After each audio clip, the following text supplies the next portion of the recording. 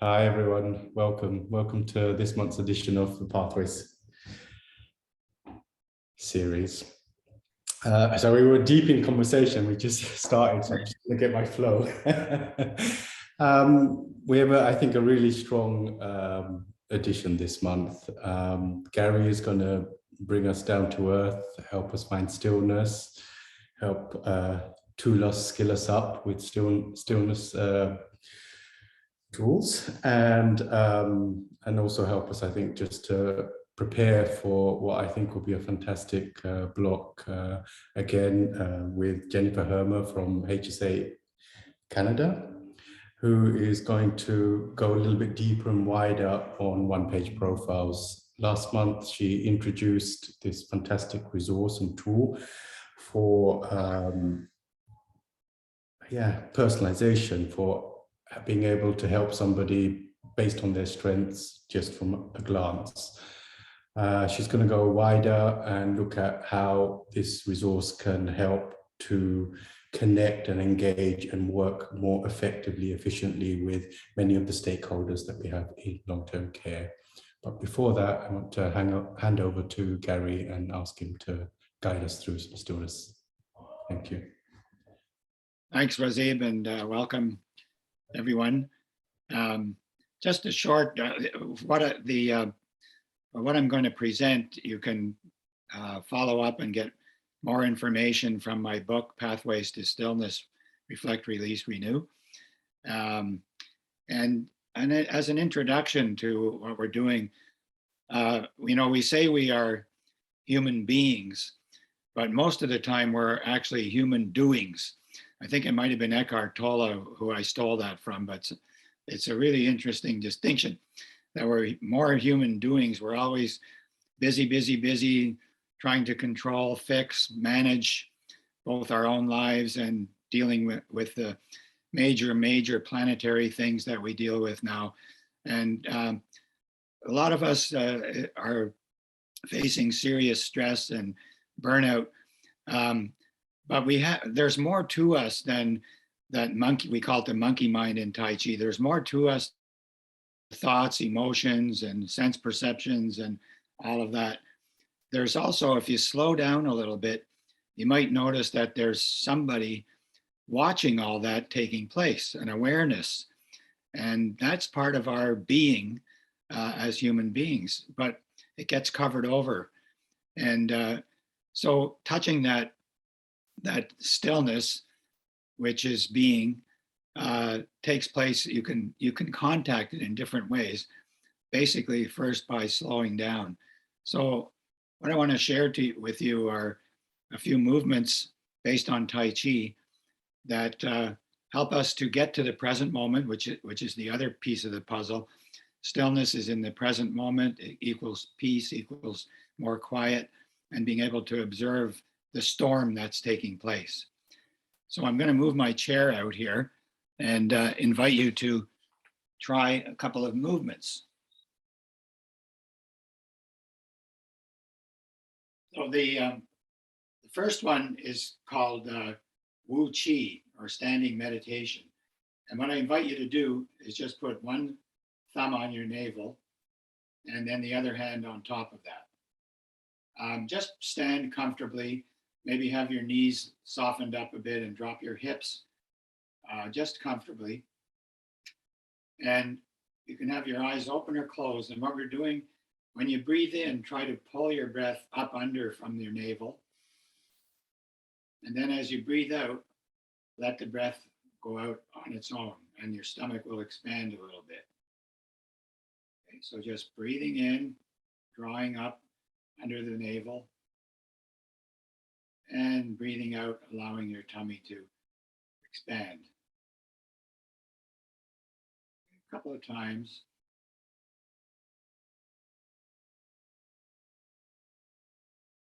Breathing in and letting the breath out, stomach expand. And maybe one more time.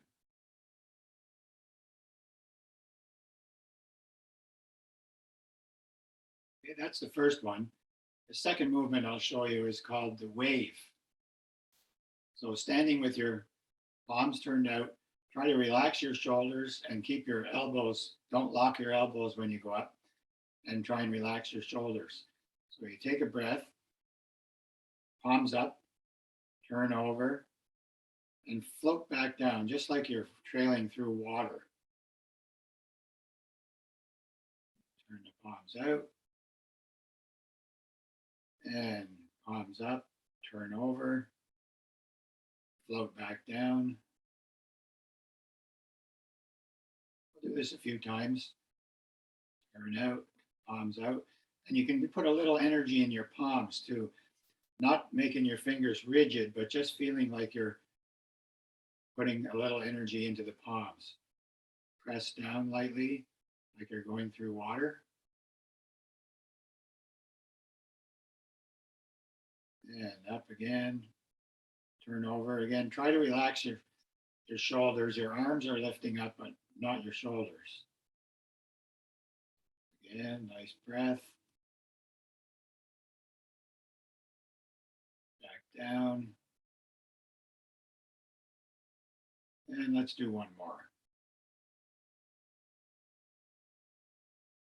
Turn over. Float back down.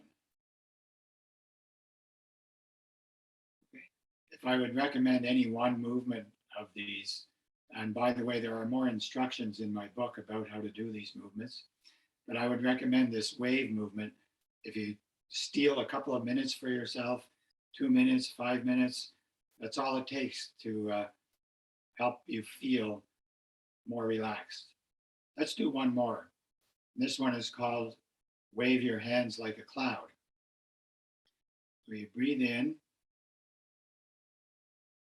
turn over, float back down. This time, before your elbows lock, cross your palms, flip them up, and then float up. This is like a cloud, just in front of your own body here. So try not to put your elbows out or jump or go up too high, just in front here. You might even turn your palms out a little bit more, and you'll feel a gentle stretch down here. And then turn back over, down. I'm going to do it 3 times. Cross. Picture your arms floating up like a cloud.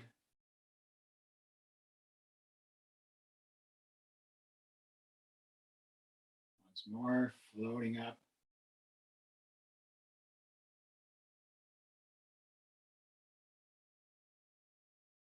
And on the 4th one, you take a nice breath.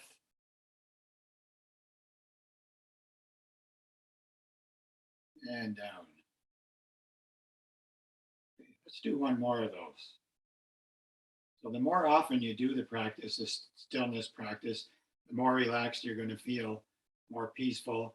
And actually it generates energy too, because you're releasing the tension in your body where energy is trapped. And the more you relax that energy, the more it'll flow through your body. So one more time with this one. Palms up. Turn over, float back down, cross, and just let your arms float up. You don't need to worry about the breathing except the beginning and the end. Nice and slow, light and soft. Palms up, open.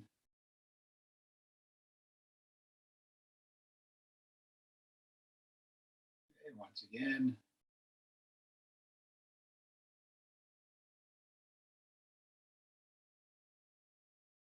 And the 4th one, a nice breath.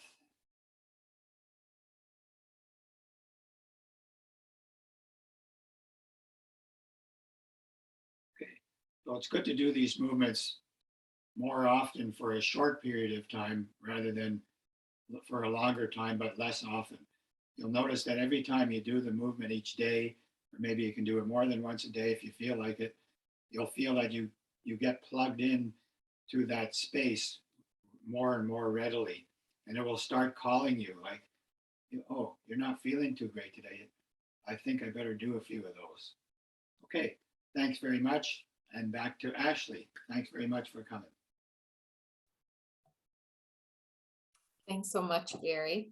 Now that we've all taken ourselves, taken a few minutes to bring us into stillness with Gary. Next, I'd like to introduce again for another month, Jennifer Hermer of HSA Associates. And last month, she started us on our journey with one-page profiles.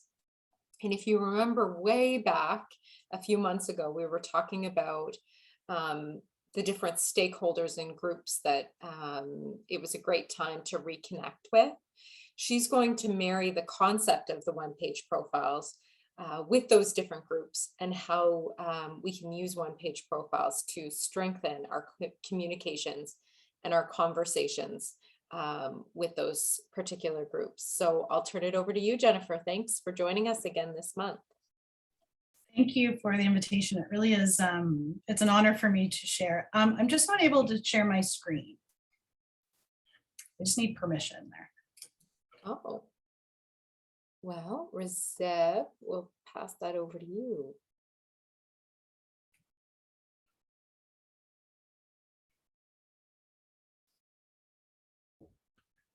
You should be able to share now. Do you want to try it? Yeah. Sorry Excellent. about that. Perfect. All right. No, all good. We were too busy talking earlier. I know. Thanks, Jennifer. No problem. All right. Let's open this up. Yeah, so again, thank you again for the invitation, for having me for the second month in a row. My name is Jennifer Hermer, and I am an associate with Helen Sanderson Associates Canada. And I am also a faculty member at a community college here in Ontario in developmental services and program coordinator, and really have worked in the past 24 plus years around supporting people across the lifespan. That included in Moncton, New Brunswick for 8.5 years, working in retirement and special care, long-term care. So really excited to be here. I also, and if you attended last month, my mom has been living with Alzheimer's for the past 12 years and currently lives in long-term care.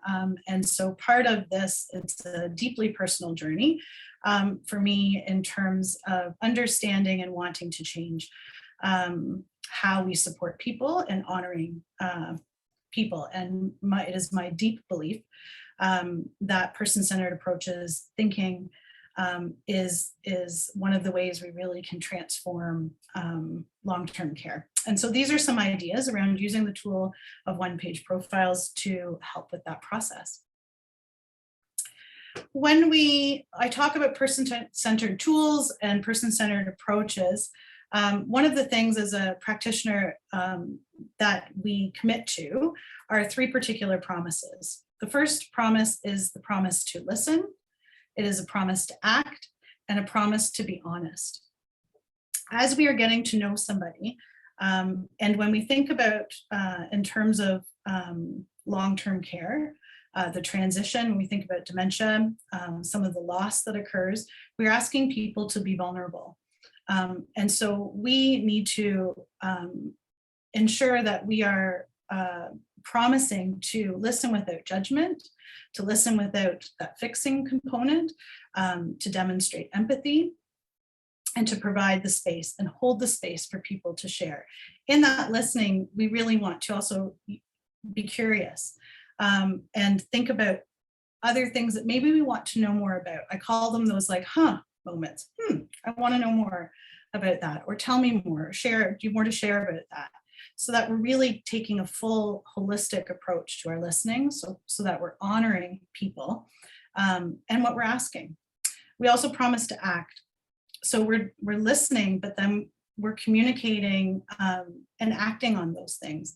Those can be really small things. I love small wins. So it honors that we are listening to somebody, that they're heard, we're validating a person's experience, and then we're acting on it, and that builds trust. And as we look at all 5 key areas and stakeholder groups, we can better see that when we can act on some of that, then we build trust with all of those key areas. And the other piece is to be honest. When we're listening and people express, and sometimes there's really big things that people would like to see, and then there's those smaller things. And sometimes that is many steps. Sometimes that's based around funding. Sometimes that can be based around staffing. And so by communicating and sharing information and explaining the why maybe something can't be done in a particular way and starting to look at it in a different way, again, we're really putting into practice all of those pieces. So as we kind of go through, this is one of the things that we commit to in terms of using person-centered tools and approaches and thinking.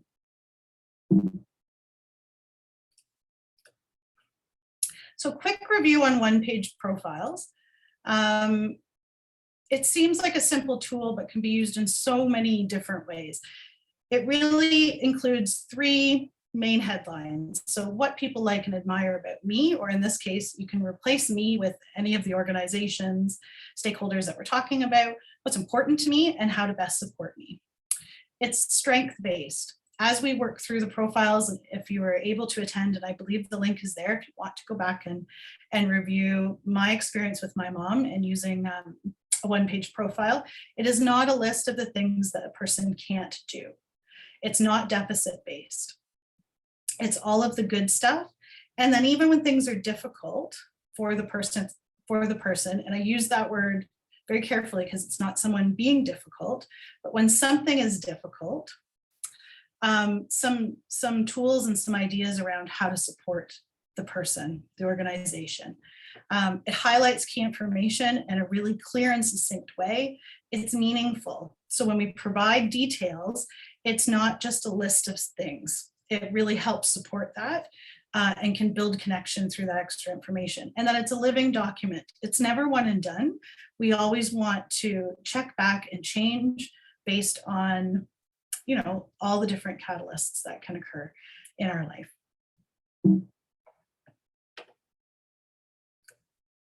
So the 5 key audiences that we're just going to quickly review today include residents, so the people living in long-term care, family and care partners, staff and colleagues, volunteers and service providers, and community and local organizations. Typically in long-term care, the initial focus is residents, and in many ways as it should be. And what can be forgotten are all of the other pieces of a person's life and where we are interdependent. One of the kind of falsehoods around meaningful support is that we push, and certainly in supporting people with disabilities in the field here in Ontario, it can be confused with independence, and really it's interdependence. We are all connected in many of these areas. And in many cases, our long-term care system is once somebody, you know, is in long-term care, gets put into long-term care, even the language around that all of these other key areas kind of get forgotten and looked at. So we're going to use one-page profiles to really draw people back and keep people connected, keep the residents that live there to the communities that they help to build.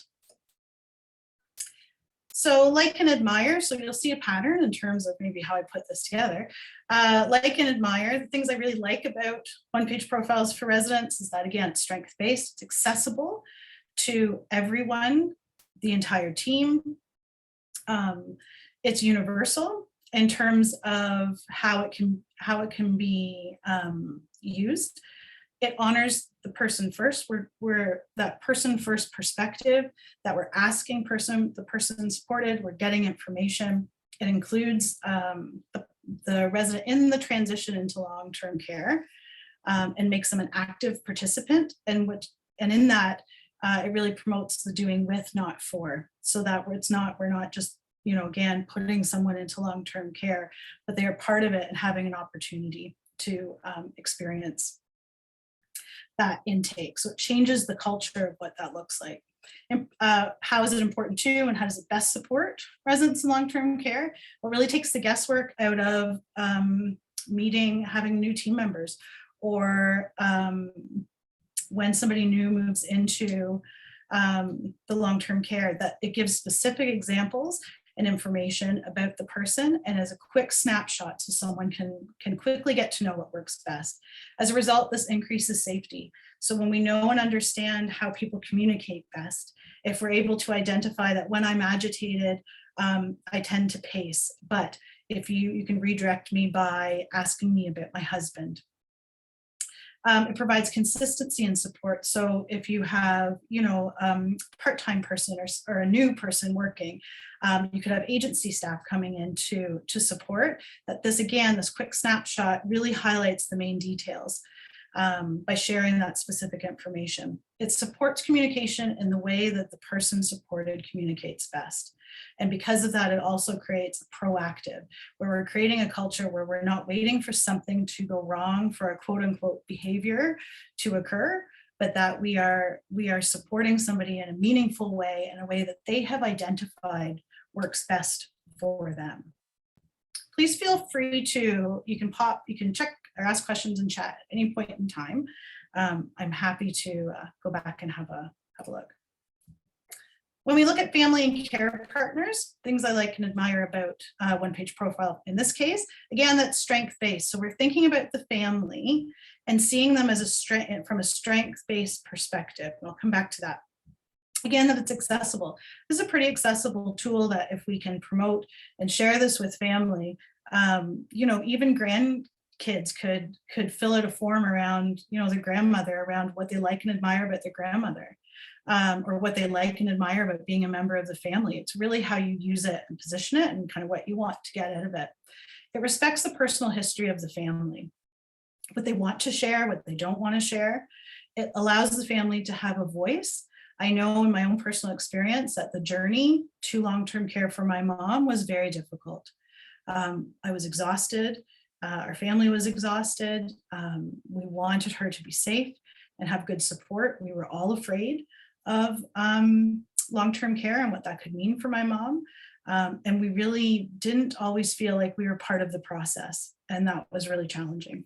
And then it creates the opportunity for empathy between the long-term care home and the family. So in terms of important to invest, it honors, again, the family's experience. It opens the door to communication, how we can communicate best, who we communicate as a family. So I am the main point of contact, and then we can identify. It welcomes everybody in the process in terms of family as well as care teams and all of the team members in the long-term care. And then again, can highlight family roles so that you have a good idea. In my mom's one-page profile, we highlighted that my brother Jim is the favorite. And again, knowing that information can really add to the dynamic of support.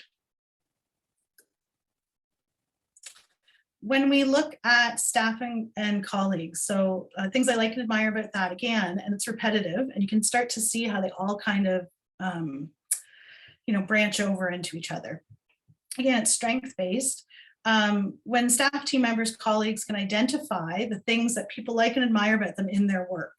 So you want to make sure that it's related to work. You can build them for other things too, but in this case for work. It allows them to talk about their work experience and that they can share that work experience and be proud of it. Creates empathy between team members. So when you know somebody's history, where they worked, where they studied, what their interests are, again, we're building relationships and that culture of person-centered approaches and team building, sorry. Again, honoring the work experience. Paying attention to the effort, how long people have worked in the field and making that known so that people see seen in their roles. And again, when an organization honors these person-centered approaches and we support our support workers, in turn, when we get to important to invest support, it makes it a lot easier to implement it, and it just becomes the way it is as a culture within the organization. Again, it opens the doors to communication. One of the great examples I had heard were two team members that were not getting along on a shift. They'd gone through the one-page profile process, and they had discovered that the tension was that the one PSW liked to listen to music, and it was country music. It was on their hip, but they didn't use headphones. And although the residents seemed to enjoy it, this other particular PSW did not. And then So with this conversation and development of this, they learned that that really was the tension. The other PSW couldn't stand country music, and it really irritated them on the shift. That made for a terrible shift. Whereas the other person, if they couldn't listen to their music, that made it a really terrible shift. So we can look at matching people, and we can look at balancing based on strengths and all those pieces, balancing teams. So that everybody has the opportunity to do what they're best at. And we can also look at it in terms of performance. So what areas, it can identify the areas of additional training. It can identify areas of promotion or sharing of other interests, as well as matching skills and resident needs. Volunteers and service providers. When we start to use these practices outside of the organization, then we get to introduce that person-centered culture. This is what we're doing here. This is how we respect people, and we want to know about you. So we really start to percolate into our communities and invite people to know more. It highlights, again, the strengths and interests of volunteers, honors their own life experience. It welcomes service providers to share their information in a new and different and engaging format. And then again, builds on that community engagement. Important and best support, we can match interests and services for volunteers. By sharing that information, it provides residents with choice of services, as well as family to choose their services, again, based on interests and strengths. It adds to the consistent use of the profile outside of the organization. It introduces volunteers in the same format that they become used to using, so that volunteers are known, respected, valued, and again, provides residents choice in terms of who are the people and the service providers, and then who are the people that are volunteering and that are in their home and where they live. And finally, community and local organizations. So again, I really like and admire that it introduces that person-centered culture and highlights the strength of organizations that are in our communities. It provides an increased opportunity to collaborate. So identifying even things like where residents, organizations where residents were connected prior to moving to long-term care, or knowing that they offer services, but what's the gap? So we can identify some of those barriers as well. And then becoming more visible then promotes those valued roles of the residents and the employees in long-term care. Often, again, it's that kind of the culture of the kind of at a sight, out of mind. And even after the last 2 years, I'm not convinced that people are seen as valued in long-term care, and I'm not convinced that the people that work in long-term care feel valued either. So important too, and best support, again, matching interests. So really using that tool and connecting or seeing what residents were doing in these communities. Again, keeping connected to the communities they help to build. Sharing of the information across the board, so it's easy and accessible to residents and families. That, again, consistent use of profiles outside of the organization. And again, that opportunity to remain connected to their communities and to the things that they loved doing, and belonging and being part of.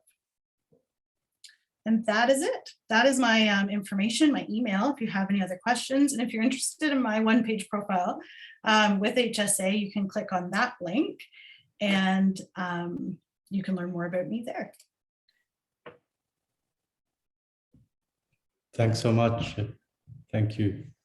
You're welcome. Thanks. Jennifer, I thought that was really great. It's not easy to talk about such a large, broad set of topics and like you say, weave it together. And I think you did. It is vivid, the explanation that you gave. I think everybody listening will realize that with Pathways, we're really very much focusing on just down-to-earth, practical tools and approaches that really just help you, the people on the ground.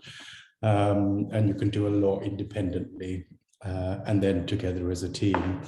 We've really seen here with Lifelong Inspiration that one-page profiles, we've seen them work in New Zealand, in Australia, people use them in the UK, other parts of Europe, in different sectors in education, in disabilities, and we really do think there's a bigger role to play for this tool in long-term care, just because of its versatility, its range, as a fantastic tool for narrative and person-centered care. And while we were all organizing this session, and in the lead up to now, we were kind of thinking there's only so much we can do in 15 minutes. So let's at least try to get the message of why you would use such a tool across. And what we're now also considering is to organize a workshop or a couple of workshops in the fall to go deeper into the how do you actually do it, because while it's simple, sometimes doing something simple well takes a little bit of preparation, reflection, and working together to work something through. So if you're interested and you would like to know more, please do reach out to me, and I will follow up with you, and we'll get the ball rolling. So we're thinking about organizing this for the fall. Next month is the last pathway session before a small summer pause. And I think what we're considering doing is doing a little bit of reflection of what we've covered in the last few months, and also just announcing a few of the things that we're working on for the rest of the year that string and weave all this stuff together. So I want to thank you all for your time and kind attention today and in the last sessions. I want to thank everybody, all the panelists and everybody that's spoken today, and wish you all a lovely day, and see you soon. Bye-bye. Thanks. Bye. Bye, everybody. Thank you.